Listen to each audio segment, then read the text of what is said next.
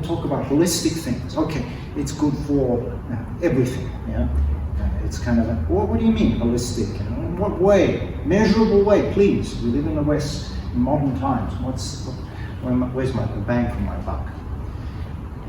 We can look at this from the perspective of old fighters. And you look at their injuries, their physical injuries, and you need to go, well, I need to be a fighter.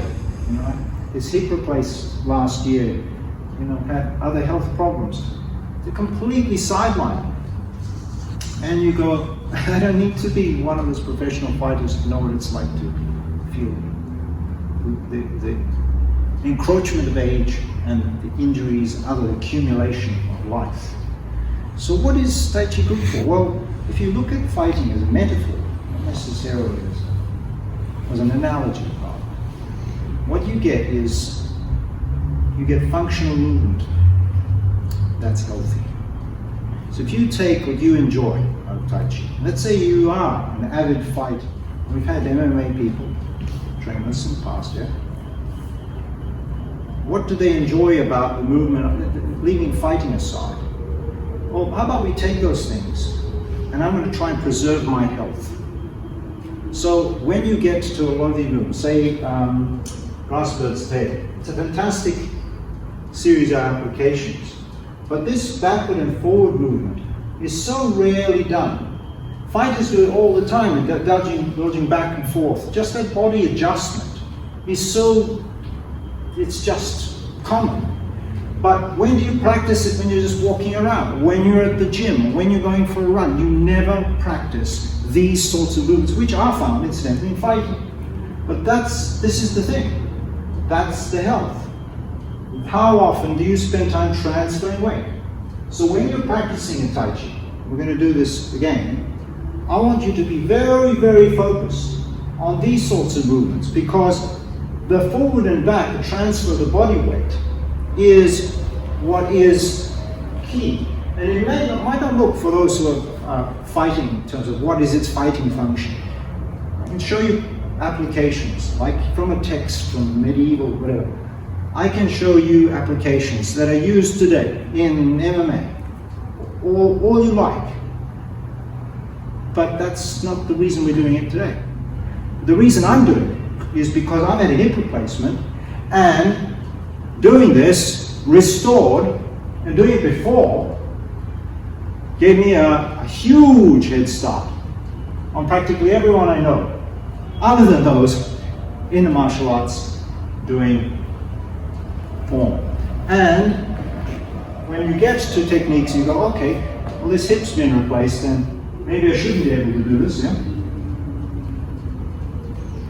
And maybe it does feel a little bit rubbery, but hey, it's pretty much the same as it ever was. How?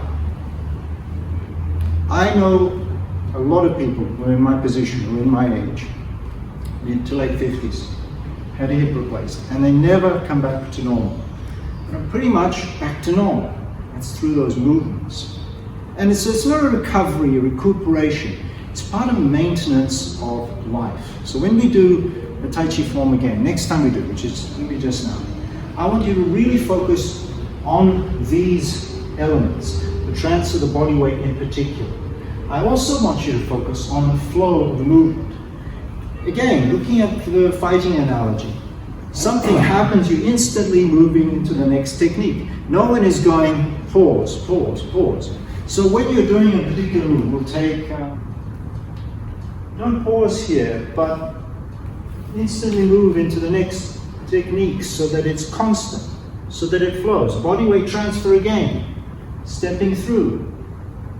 Very mindful of everything that you're doing. Yeah? So there's a constant flow. I want you to try to get an evenness through every movement. So every movement's connected.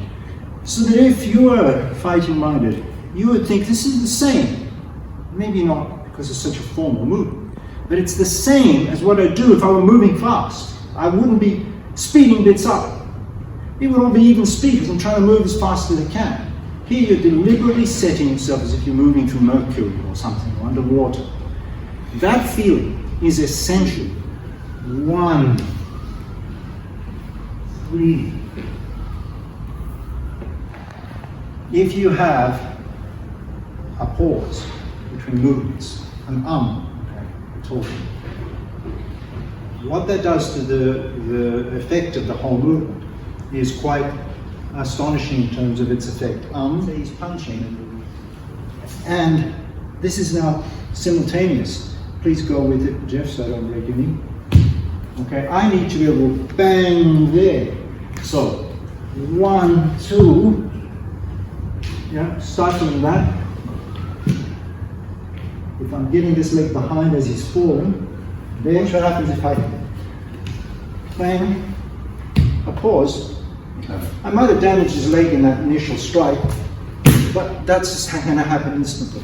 Instead, I'm collapsing that leg so that it's continuous. It rakes down. This going across is a parry. There, there, and of course in the form it does full range of movements. But 1, 2, you can have both arms. So this is a cross guard, and a lot of boxers will do a cross guard instead of here.